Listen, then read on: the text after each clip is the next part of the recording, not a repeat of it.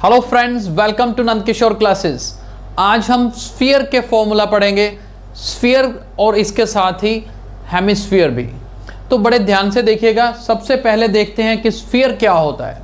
Sphere देखिए, ये मेरे हाथ में एक बॉल है।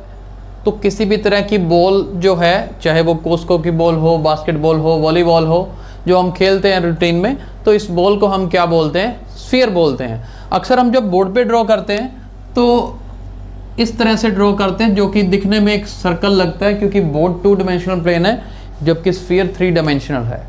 तो इसलिए अगर हम इस बॉल को ध्यान से देखेंगे तो बहुत अच्छे से कंसेप्ट क्लियर होंगे कि स्फीयर होता क्या है।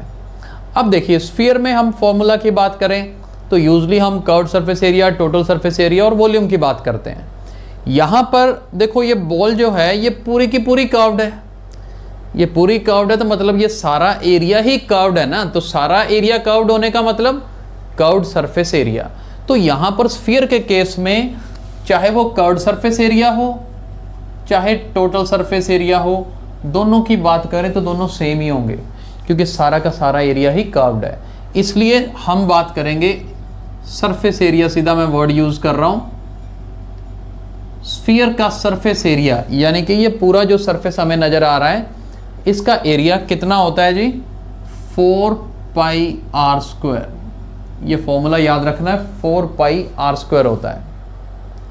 अब बात करते हैं, मान लीजिए इसका रेडियस हमारे पास 7 सेंटीमीटर है। दिखने में तो ऐसे लग रहा है ना जैसे सर्कल के सेंटर में, जबकि इस बॉल के बिल्कुल अंदर मिडल में जो पॉइंट है वो इसका सेंटर ले रहे हैं, और वहां से आगे रेडियस इसके बाउंड्री पॉइंट तक। तो रेडियस मान लेते हैं कितना है? 7 है। तो सरफेस एरिया कैलकुलेशन एक बार चेक करते हैं किस तरह से करनी है। पाई की वैल्यू 22/7 और रेडियस कितना है? 7 का स्क्वायर है। तो 7 स्क्वायर मतलब 7 को 2 बार लिख दीजिए। 7 से 7 कट गया, 7 4 28 देन 22। अब हमें 28 और 22 को मल्टीप्लाई करना है। 28 2 56, 6 तो 5 कैरी।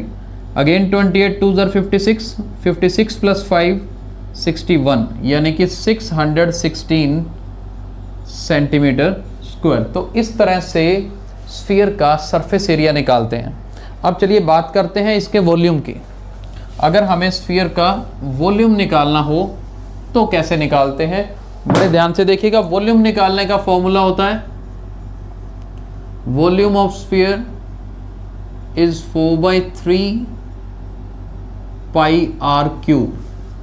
4/3 πr³ होता है जी। रेडियस मान लीजिए 7 है, तो 4/3 मल्टीप्लाई 22/7 मल्टीप्लाई r³। r की वैल्यू 7 है। 7³ मतलब 7 को 3 बार लिखें, यानी कि 3 बार मल्टीप्लाई करना है। तो चलिए, एक 7 से तो एक 7 कट जाएगा हमारे पास। 22 4 88, 7 × 7 49, और नीचे हमारे पास क्या आएगा? 3।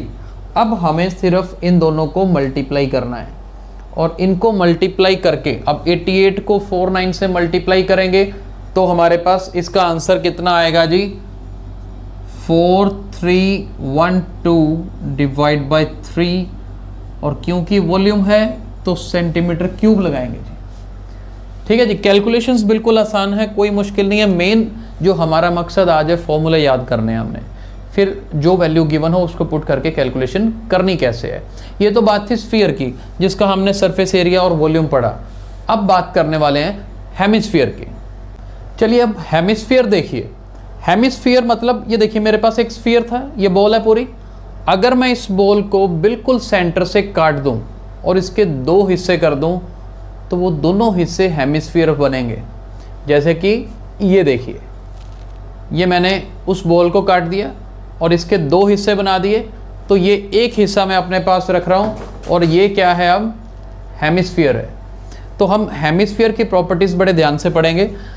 सबसे पहले तो हेमिस्फीयर का कर्व्ड सरफेस एरिया। हेमिस्फीयर को ड्रॉ करना हो तो इस तरीके से ड्रॉ करते हैं। ये नीचे वाला सर्कुलर पार्ट और ये ऊपर वाला कर्व्ड पार्ट, इस तरह से। ठीक है जी। और कर्व्ड सरफेस एरिया इसका क्या होता है? अब देखिए, पूरा जो स्फीयर था उसका सरफेस एरिया था 4 pi r square. 4 pi r square का हाफ करेंगे तो 2 पाई आर स्क्वायर बनेगा। तो कर्व्ड सरफेस एरिया का फॉर्मूला क्या होता है? 2 पाई आर स्क्वायर होता है। यानी कि कर्व्ड पता क्या है, अब हमारे पास कर्व्ड पोर्शन ऊपर वाला है, इसकी बात नहीं कर रहे, सिर्फ ऊपर वाला कर्व्ड है, बस टोटल का हाफ कर दिया, 2 पाई आर स्क्वायर हो गया। लेकिन अगर मैं यही बात करूं total surface area of hemisphere, अब टोटल सरफेस एरिया में क्या होता है, ये ऊपर वाला कर्व्ड पोर्शन तो आएगा ही आएगा, साथ में देखो ये नीचे सर्कल भी तो बन रहा है ना, सर्कल का एरिया भी आएगा। अब कर्व्ड तो 2 पाई आर स्क्वायर है ही, नीचे वाले सर्कल का एरिया पाई आर स्क्वायर, ये जो नजर आ रहा है ये वाला, ये भी ऐड हो जाएगा। तो टोटल सरफेस एरिया का फॉर्मूला 3 पाई आर स्क्वायर। और वॉल्यूम की बात करें अगर, हेमिस्फीयर का वॉल्यूम क्या होता है, देखिए पूरे स्फीयर का वॉल्यूम 4/3 पाई आर क्यूब था ना, ये देखिए 4/3 पाई आर क्यूब था।